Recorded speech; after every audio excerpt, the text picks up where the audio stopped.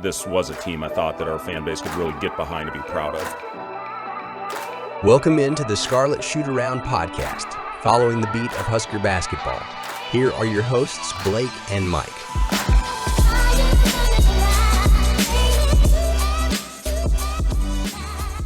Nebraska flexes its strength at home, building momentum with a 75-69 win over a very good Northwestern team. Hello, everybody, and welcome again into the Scarlet Shootaround podcast. My name is Blake, here with co-host Mike. And Mike, what a nice win for the Huskers here after a couple tough road losses. The Huskers clean up their woes, lick their wounds, and get a nice win at home here against the Wildcats.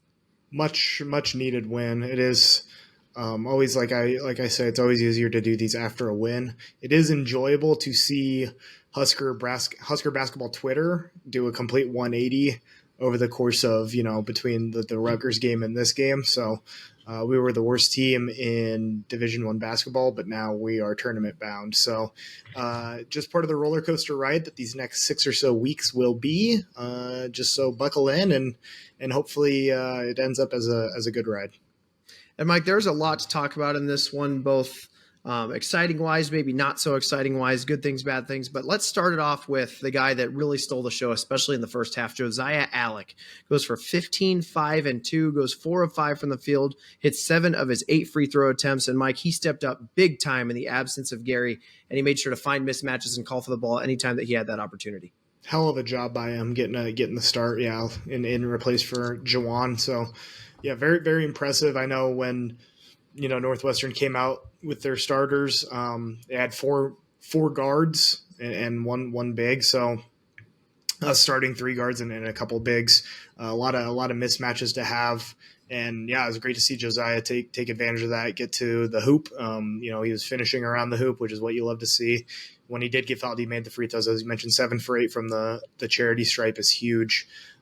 Just love to see the Huskers shooting well from the line. I think it bodes well. I'm sure we'll have plenty of close games like this. This one didn't necessarily come down to free throw shooting, but good to have that in the back pocket in case the game ever comes down to that. Mast also had a pretty good game, although the scoring has been down a little bit. He has a stat line of 8, 8, and 6. So kissing the edge of triple-double territory. He goes 4 of 11 from the field, did not make his lone 3-point attempt. But Mike, he's had a little bit better rebounding and far better than he has been far better than he did against Rutgers. Although he did have 5 turnovers, so some good and bad with Mast. But the big story for me was Jamarcus Lawrence having a pretty damn good game, having 10, 5, and 3, going 4 of 5 from the field, hitting both of his 2 3-point attempts. Played a much better game all around, and it's always a huge help if he can score in the double digits for us. Yeah, that was one of my big takeaways. I think Jamarcus had a really, really good game, a big bounce back game. In the previous episode, we were kind of asking what's going on with him. Where's his game at right now? Because it's tough, as we said, not being in that natural position. But he had a couple of big threes. I think the strokes looked confident. I'm sure it helps him, just even mentally to see the ball go in the hoop, know that, you still got it. Super efficient. Yeah, 4 for 5. He managed to get a couple steals on the defensive end too. So, yeah, just overall great game by Jamarcus. Love to see it. Hopefully he can carry that forward. Tominaga had a pretty nice night, although they were draped all over him all game, as we're, I sound like a broken record saying that. He has a stat line of 14, 6, and 0, 5 of 11 from the field, hits 2 of his 4 3-point attempts. Obviously hit that big dagger 3 that essentially ended the game. He was very active, though, Mike, with 6 rebounds. That was his career high at Nebraska. Very surprising to see that, and I know he got a put back on the offensive end down there the stretch of the second half, which was pretty important when we were kind of having troubles getting the ball in the hoop. He got a backside rebound and was able to put it in. I think it was off of a Mast miss, if I remember correctly. But, great game by Casey, as you expect. You want him around that 14, 15, point region. 5 for 11 shooting. It's pretty good. The 2 for 4, as you mentioned, and obviously the big dagger, kind of I think I said it to you and a couple other guys, kind of a big bailout because the offense wasn't looking too hot down the stretch, much like the Rutgers game, but the 3-pointer kind of washes that all away. While we're talking about some players, I do want to give a shout out to Eli Rice. He came in and gave, 8.5 minutes, and he had 2 blocks in that time. And I know anytime he comes on the floor, obviously we talk a lot about, he's a walking bucket. And my main focus is watching him on the defensive end when he comes in, because that's kind of, even from the coaching staff, once he figures out there's rotations and is a little more comfortable on that end, I think he's privy to some more minutes. So I thought he did a hell of a job on the defensive end. I just wanted to give him a shout out. He had pretty low scoring, only 4 points and 1 rebound, but those 2 blocks, I feel like he did a pretty good job staying in front of his man and then recovering when he did get beat. And Eli Rice, I think, only played 8 or so minutes, but he made 4 points in that first half stretch where we were really desperate for points. Hits all 4 of his free throws. Mike, he's just showing that he comes in and provides instant offense. And to me, ironically, I said this to my dad who I was with at the game. I said, hey, you know what? He can develop, and I see shades of James Palmer Jr. in his game if he, stays here and continues to develop. And then I went through the Husker Hoop Central shout out post-game chatter, and someone else mentioned the exact same thing. So, what kind of potential does Eli Rice have in a Husker uniform, Mike? Oh, I think he's big time freshman coming in. Anytime you can play as a freshman, period, especially in conference and Big Ten play, I think those are very valuable minutes as far as development goes. And I know the one thing that really stood out to me is I feel like a lot earlier in the season, he was kind of just a spot up shooter on the outside, sitting in the corner, and to his credit, he'd make the threes. But it seems like he's been working with the ball in his hand, and he's really been trying to get to the hoop, and he's been drawing foul. Like you mentioned, all 4 of his points came off of 4 free throws. He's been getting to the hoop a lot and kind of attacking and looking for that contact, going up strong. And I think that's something that the Huskers kind of miss. I feel like we don't have a ton of guys that can really do that. I think Bryce Williams might be the only one that I would point out to. But even then, I feel like he is almost more comfortable in the mid-range, pulling up or making a move instead of just driving to the hoop and generating contact. So, yeah, no, I'm excited to see how Eli Rice continues to develop. I think he's done a fantastic job his freshman year here, contributing good, positive minutes every time he touches the floor. We talk about how Eli Rice has been, a nice offensive spark plug for what the Huskers are trying to do. Sam Hoiberg, another broken record, does his job fantastically. Has 2 points, 6 rebounds, 3 assists, makes his lone field goal on the night. And Mike, he's the unsung hero as always. 6 rebounds and 3 assists in just 21 minutes is spectacular for the most lovable guy on the team. If you want to look at what Sam Hoiberg brought, you just have to look at the other side and see how poor a game Boo Buie had. He's the heart and soul of that Northwestern team. He's their biggest offensive threat. Obviously running the point, he starts a lot of their offense and it runs through him. And it seemed like every time Sam was in the game, he was clamping him down. Boo Buie ended up with 9 points, no rebounds. 7 assists is still pretty good because we were forcing the ball out of his hand a lot. But even when he wasn't, forced to pass it, he only went 2 for 15. It was a rough shooting night for Boo Buie. And I think a lot of that credit has to go to Sam and the defense he played on him. We played fantastic defense on Boo Buie and their other guard, Ty Berry. They both didn't have very good nights and were far below their season averages. Chris Collins was very complimentary on the job that the Huskers did and says, this team's pretty good. Yeah, I mean, I've always been a big fan of what Fred does. I think he's a terrific coach, and they're, they've always been really hard to guard, but you watch them this year, and especially in this building, there's a grit to them. There's an unselfishness. You can see it's a connected group, and when you get in these environments, it's a great home court. Great fan base. They're cheering for their team, so you get that support, and you have a connected group that's playing with confidence, and they got a good group. They got obviously we'll get a chance to play them again at our place, I think later in the season, but I knew this was going to be a really good team. He's done the 2 guys they brought in, Williams and Mast have been great additions, just veteran guys who are winners and play really well and fit their system really good. So I have a lot of respect for this team. I knew it was going to be a really tough game. And Mike, he talked about the versatility of some of the Huskers roster and some of the nice pieces that we've added over the offseason. Nebraska had 5 players in double digits and shot 55% from the field, which is our season highest and the second highest that Northwestern has allowed all year. Yeah, one of those guys in double digits was CJ Wilcher. We talk about him a lot. Coming off the bench, he's a flamethrower. The dude's just insane. I think you had mentioned he's shooting something like 44% from the beyond the arc. Yeah, he finished with 10. It's the 16th time, and I think we've played 19 games now that we've had somebody coming off the bench and scoring double digits, which I think is very impressive. But yeah, very, very distributed scoring. Very impressive. I would like to just say thanks to Coach there for giving credit to PBA and the home crowd. I was part of that this time, so I'll take my compliment and say thank you. But no, the crowd was fantastic. Obviously, alumni weekend. It was a Saturday afternoon game. Pretty much nothing, a whole lot else going on in Lincoln. So glad to see a lot of people show up and get loud for a big Husker win. And Mike, the trend line of this one, there you could almost hear a pin drop at a point there late in the second half. I think we went 4 or 5 possessions with no buckets. I was another similar to Rutgers, about a 5 or 6 minute scoring drought. Alec had a quote to share on that and how this iteration of that scenario played out much different. And so, after the Iowa game and then especially after the Rutgers game where it was kind of coming down the stretch in the exact same fashion this one was, where we just had to find a way to get a stop. Our offense was all right. I mean, obviously besides the ridiculous amount of turnovers, but, the biggest thing was it's just like understanding that if we're going to finish this game, like it's going to have to happen on the defensive end. And so everybody just kind of understood that. And, once we break this timeout, like, we really got to set the tone from this first play.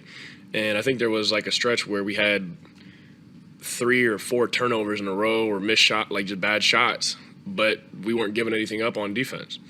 And so that's the only reason we were able to stay in this game and eventually obviously put them away. And Mike, you don't want to look too much into things like this, but I think we may have just seen the Husker team mature a little bit after what happened in the second half of that game. Yeah, I can only imagine what it was like in the player's head there. As you mentioned, you could hear a pin drop. It was pretty quiet there in PBA for a bit when the offense was struggling and Northwestern was clawing their way back. I think it was 65-65 at one. I mean, it was tight.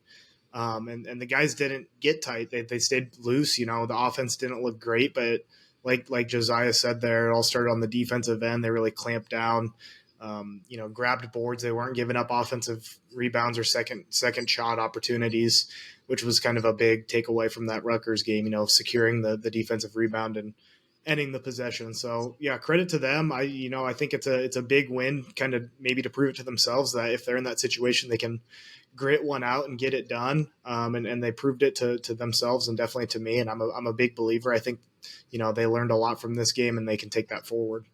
You mentioned the rebounding, Mike. The Huskers won the rebounding battle against Northwestern by 14 by a tally of 40-26. And I think part of that was due to Nebraska shooting 55% from the field and 54% from 3. But I also think that Nebraska turned the ball over way too much. So really the lack of opportunity for rebounding for Northwestern didn't even exist. Yeah, it's tough to get rebounds if you're Northwestern. They only had 15 defensive rebounds. They had 11 on the offensive side. Yeah, only 15 defensive rebounds because we had 18 turnovers. They didn't have to close out possessions on the glass because they were closing out possessions by taking the ball away. So, like you mentioned, the Huskers shot really well though.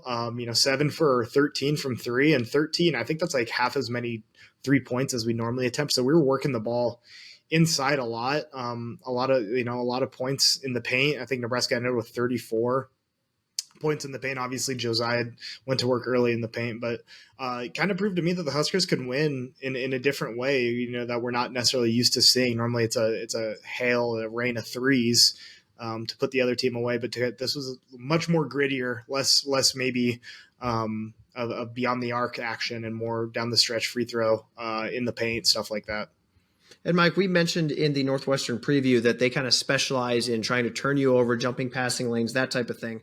Well, it did lead to 18 Nebraska turnovers. Now, without a true point guard, our margin of error is so slim, especially against really good defensive teams. So let's hope that that's a blip on the radar. The Huskers prior had taken pretty good care of the ball, just had been lackadaisical on defense. So it seems like you whack one mole and then another problem pops up. But, that's it's always going to be something. You're never going to play a perfect game of basketball with a round ball and round hoop. So, but Mike, this win was massive, not just for momentum, but for our tournament resume. Unfortunately, us beating Northwestern knocked them into quad 3 territory. Now I assume they'll get back into quad 2. I think they're only 2 spots out, but it's huge for the Big Ten standings. This was the difference between being in 5th and 12th as we sit here today. It's important for, fan intensity and interest and keeping, everybody involved. And this one was so very important on so many different levels. No, very, very important. Tough road trip, to Iowa and Rutgers and to lose too, but to get a chance to bounce back, as we mentioned in the preview, at the friendly combines of the vault, to manage to pull it out. As you mentioned, it's a quad 3. I'd be shocked if it stays in there. I think Northwestern's a pretty solid team. I think I saw that they were, a 9 seed or a 10 seed in some of the brackets that I saw in the last couple of days. So definitely a high quality team. And I'm sure they'll surprise a few teams down the stretch here in Big Ten play. And hopefully, I think we match up with them here early February. We head up to Evanston, and maybe we can take the season series off of them and sweep them. And the last thing I want to make note of is I thought this was a fantastic X and O's game from Fred Hoiberg and his staff. We were super efficient on both ends, especially on offense. Again, noting that 55% from the field number. We shut Boo Buie down defensively, so we did as good of a job as we really could have on defense. There weren't too many lapses in general. They made a couple in the start of that first half, they were pretty hot. But I thought the offensive and defensive coaching staffs did an absolute fantastic job in this game. And the big question now is, can Nebraska keep this momentum and transition it into an Ohio State game that's going to be very intense? Fred Hoiberg had a comment on that in his post-game presser. The challenge for our guys is to get over this one quickly.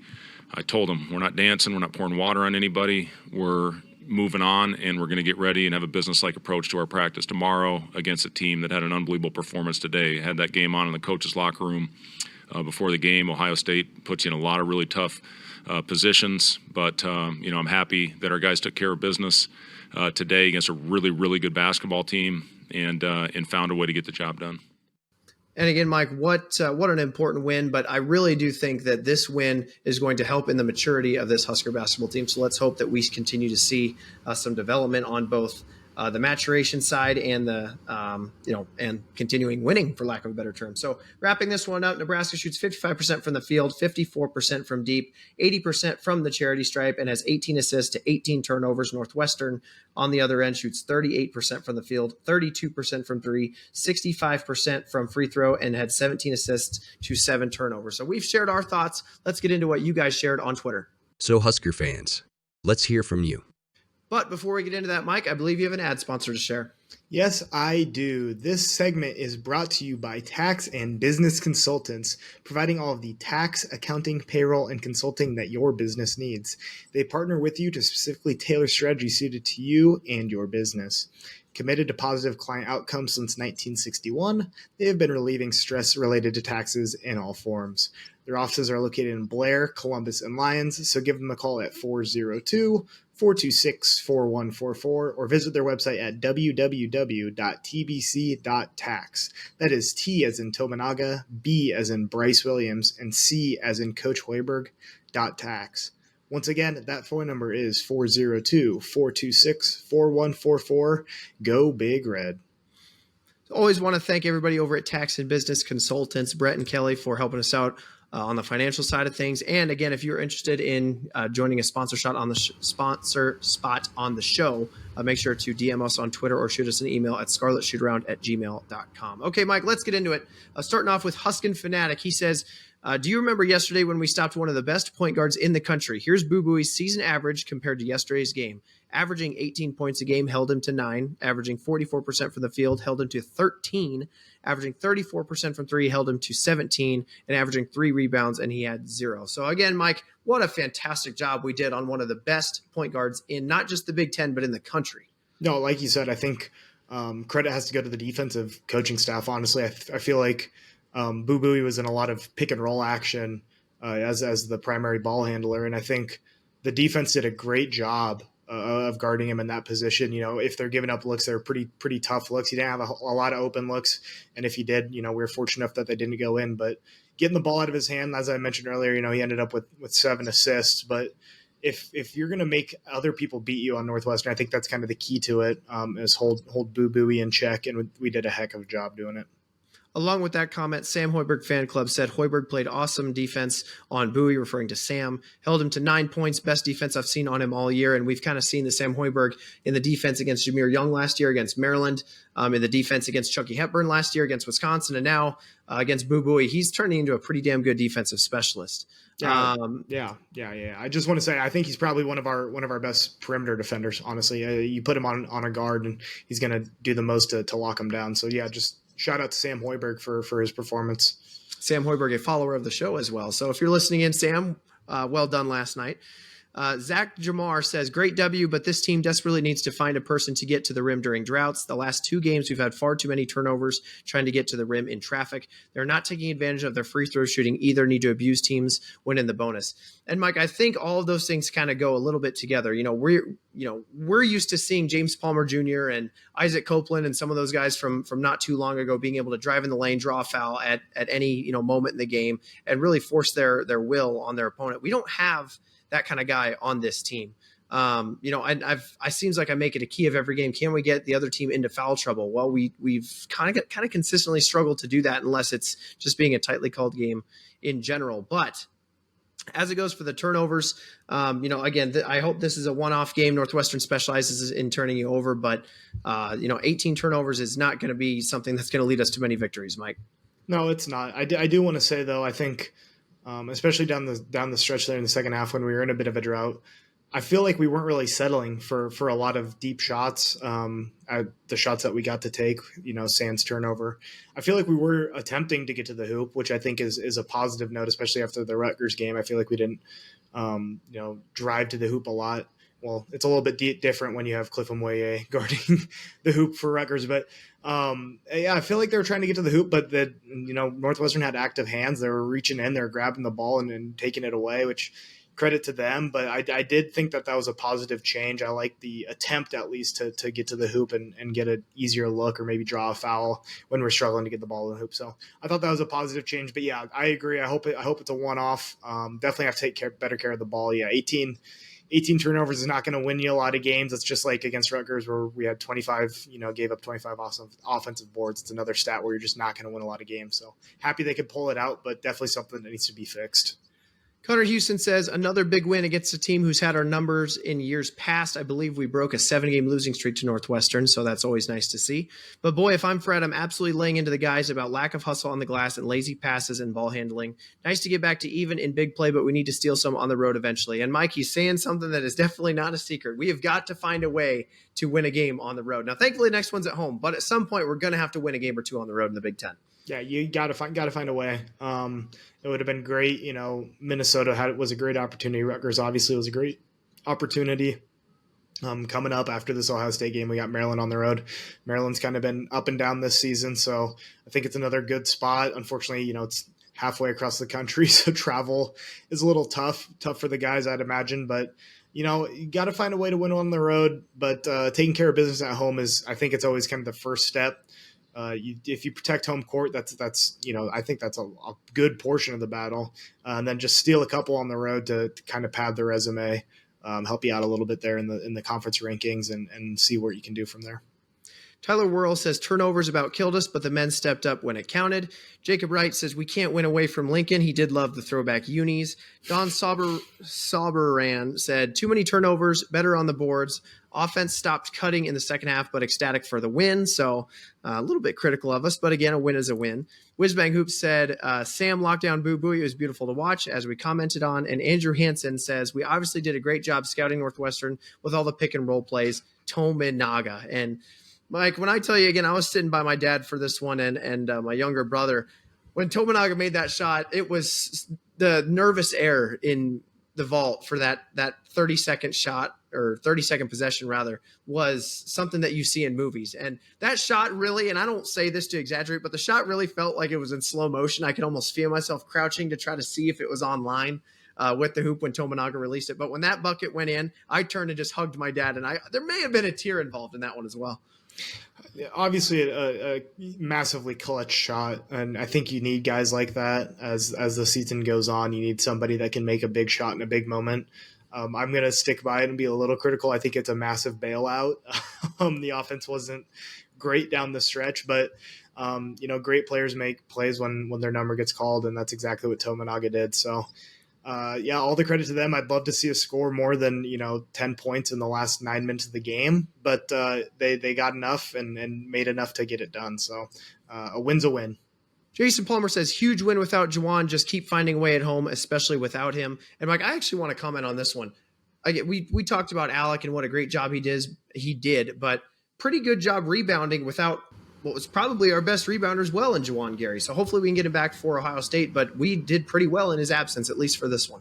Yeah, we mentioned plus 14 on the glass. Obviously, the 11 offensive rebounds needs to be cleaned up a bit, but heck of a job by I think it was a team effort more than anything. We didn't have anybody in double-digit rebounds.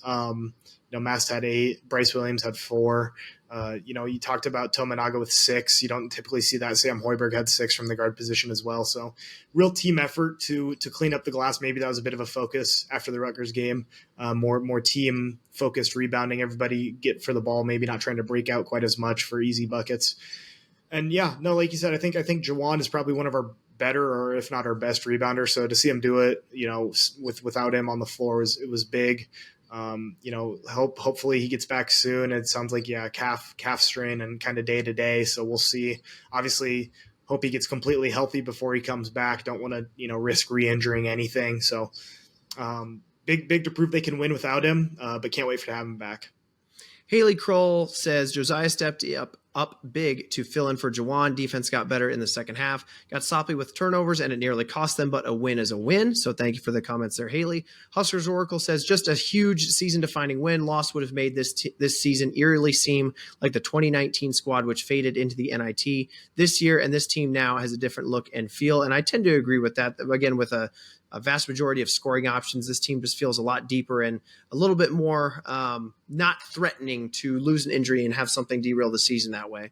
And then finally, Drew Urban says, big players show up in big situations, and Tominaga was clutch today. Wish he got some of the same looks on Tuesday at the end of the game. Fortunate to win with our scoring drought and open looks that they barely missed. We can't overlook Ohio State, but Whiskey game is looming large, quality win. And, we just talked about how we try not to look too far ahead. You try to go into pods and things like that. But before we kind of got into this last 4-game stretch, we talked about between the 2 road games and the 2 home games, we need to try to go 2-2. 3-1 would be great. But Mike, if we beat Ohio State, we get to that 2-2 number. Yeah, wish it could have been one of them on the road, maybe. But yeah, I think I'm not going to call it a season-defining win or a season-saving win. Obviously, there's plenty of games left.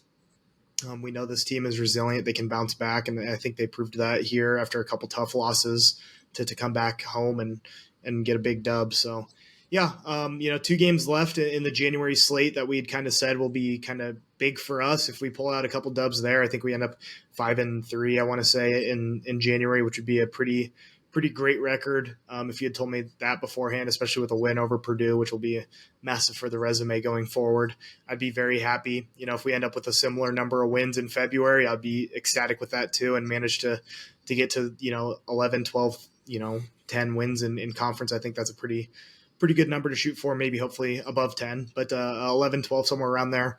I think that'd give you a pretty good shot. So, great January, great win, and don't want to look too far ahead. We're talking about Wisconsin. That's 2 games away. We still have Ohio State and Maryland still. So let's take care of business 1 game at a time. Obviously, the Buckeyes are a pretty good team. They've had a couple big wins this year, so let's take care of them at home, and then on to the next. So I want to thank everybody for sharing their thoughts. Because we had a Big Ten win, we will be giving out a sweatshirt for this one. And the lucky winner of the Big Ten win sweatshirt this time is Husker Power. And he said that's a good Northwestern team we beat even without Gary. Continue to get more bench players minutes. When Gary comes back, we'll be even better. Also, K-State continues to be clutch. So thanks for your thoughts, Husker Power. We will get a sweatshirt out to you. If you'd like to participate in this section of our show, make sure you reply to our tweet that says, Huskers, what were your thoughts on the X win or X loss? We post them right at the buzzer of every single Husker game. Right at the end. So make sure that you share your thoughts on there for a chance to be on the show. And want to make a special shout out to Evan Weekland, who posted a picture of himself with the sweater on Twitter. Made sure to retweet it. Anytime anybody wears our merchandise and takes a picture of it, we'll make sure to retweet it and say we love the fans. Because, Mike, we love the fans. We love the fans. We only do it for the fans. No, right? I mean, we want to be the voice of the Husker, the small but mighty Nebraska basketball community. There's not a ton of us, but if we get a couple more seasons like this, maybe there'll be some more, and we can grow a little bit. But yeah, no, love the fans, love the interaction. I love seeing what everybody has to think about wins and losses and how they feel about it and how that compares to what we saw. So yeah, love the interaction, love the fans so much, and thanks for all the support. So that being said, we'll move into our Ohio State preview on the other side of the break.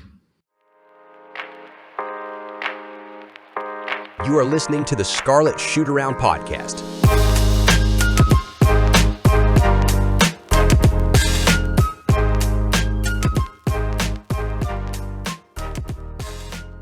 Okay, Mike, let's get into Ohio State. They are 13-5 on the year, 3-4 in the Big Ten. Ken Pom has them slated at 44th. They are 46th in the net rankings. Currently, they are 8th in the Big Ten standings. Notable wins for Ohio State include number 8 Alabama on a neutral court, 92-81.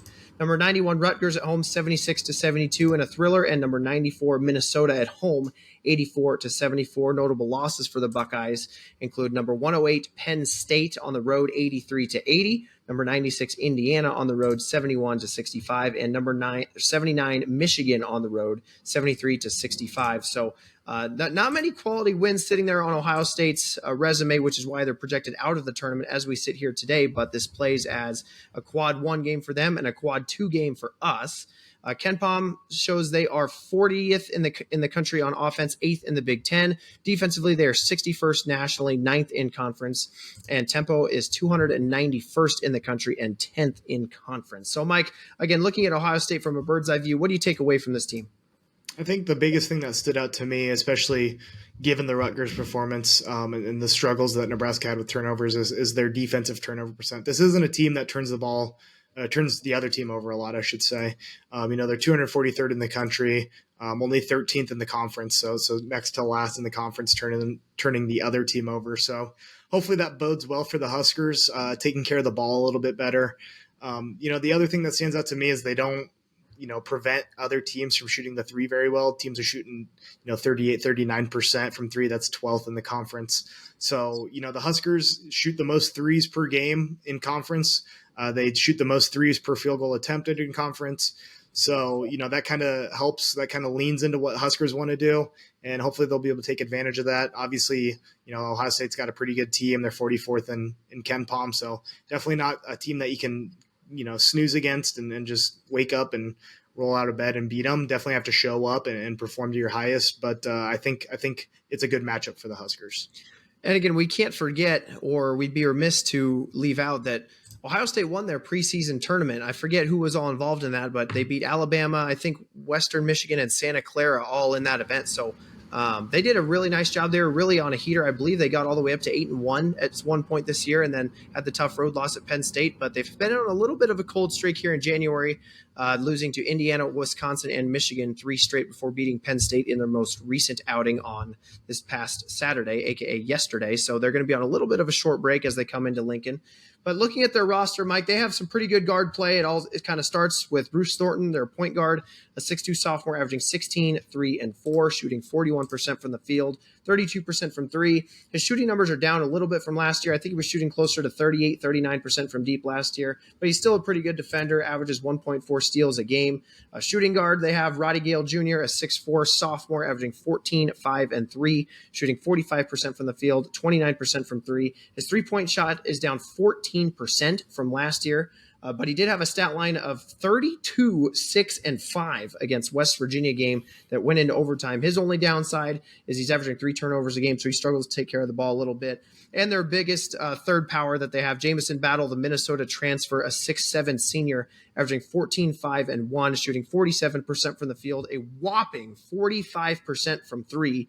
He was an honorable mention guy, all Big Ten last year at Minnesota, and he's a massive three-point threat, and he shoots a lot of 3 points in his repertoire. So in their roster, Mike, is there somebody that I didn't mention that sticks out to you? I think the only other one that really stands out to me is, their big guy down low, Felix Okpara. I believe I'm pronouncing that right. He's 6'11", sophomore. He's a big body down low. I know the Huskers have kind of struggled with bigger athletic bigs down low, so we'll see how that works out for the Huskers. They obviously, I think the biggest three you already mentioned though is Jamison Battle and Bruce Thornton and Roddy Gale Jr. I mean, it's a three-headed monster. You talk about Jamison Battle's shooting.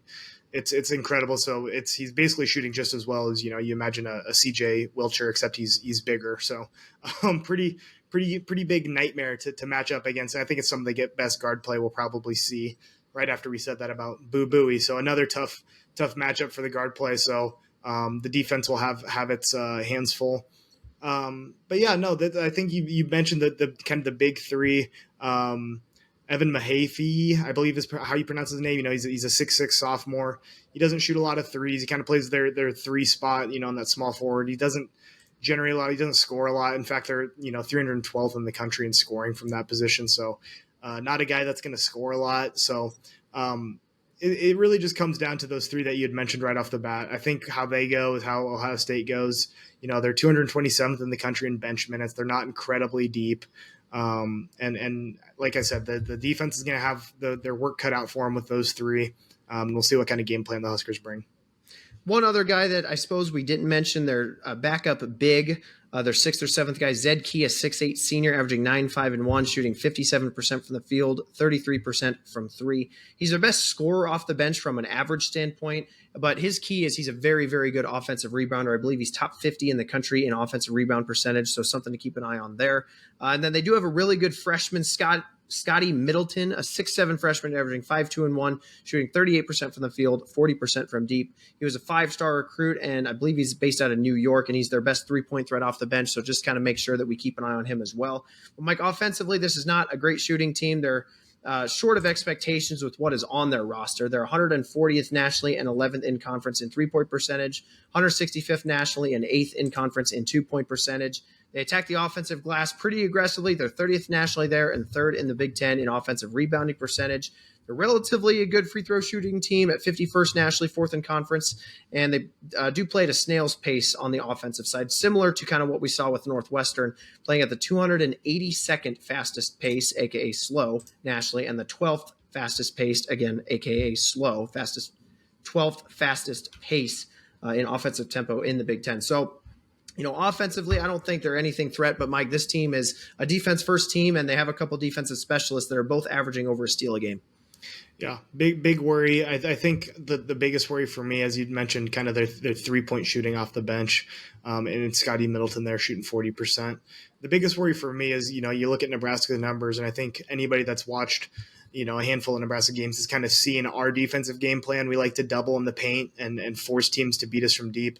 Nebraska's actually bottom in Big Ten in defensive 3-point percent and 3 points attempted per field goal attempted. So we're giving up a lot of threes and teams are making them, which is of slight concern.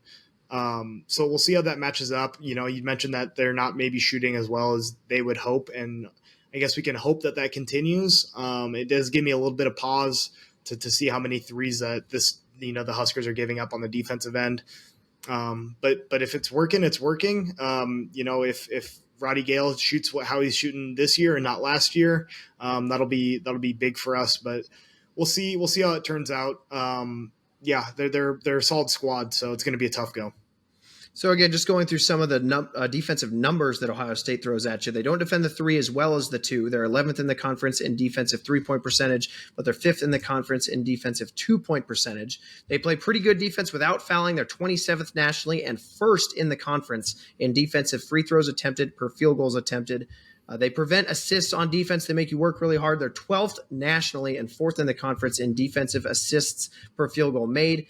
And they don't jump too many passing lanes or turn you over much. They're 244th nationally and 13th in conference in defensive turnover percentage. So we're hoping that this is an opportunity for the Huskers to get right on the turnover side of things, Mike. For sure. I guess the big worry, one of the numbers that we hadn't talked about, is their rebounding.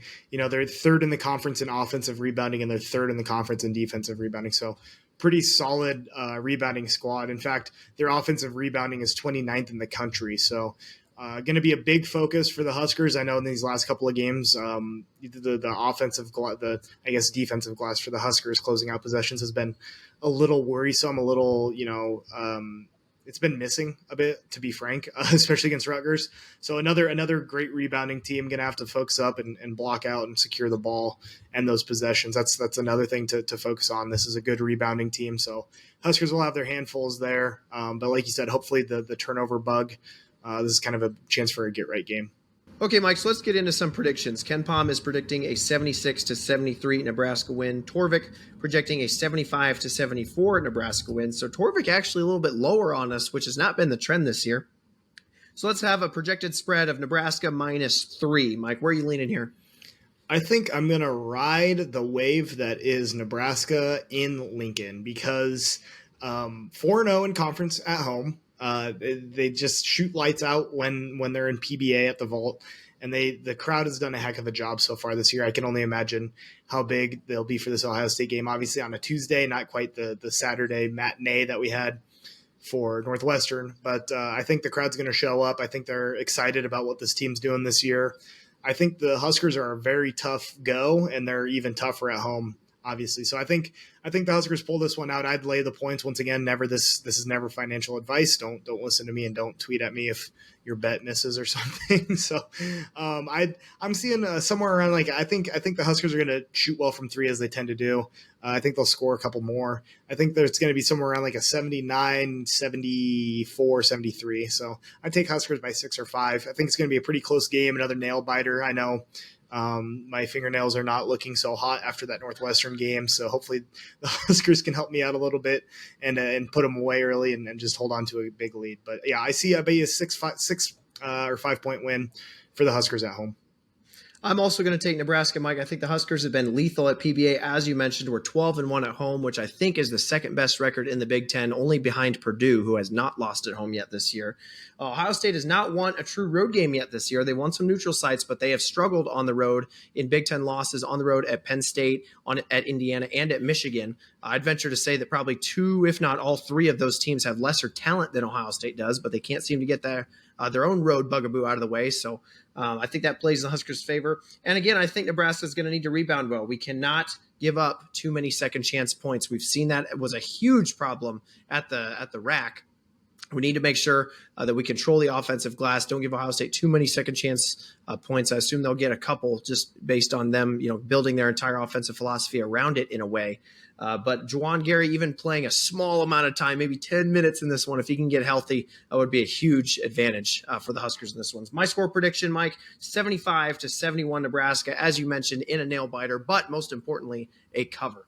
So that ends our Ohio State preview. On the other side of this, we will get you out of here. You are listening to the Scarlet Shootaround podcast.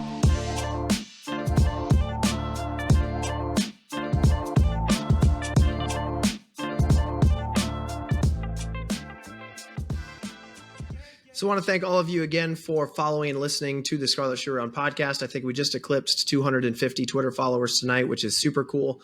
We're about to eclipse 100 plus followers on Spotify and Apple. So that's also really cool. So the numbers are doing well. If you'd like to support us, just make sure you interact with our tweets, like, retweet, and share your thoughts at every opportunity. We've started adding some more polls to our repertoire and some things like that. Rating us 5 stars on Apple and Spotify goes a long way as well. So if you take this small amount of time to go in and write a quick review on us, we'll obviously share any 5-star ratings on our Twitter that we get on either platform.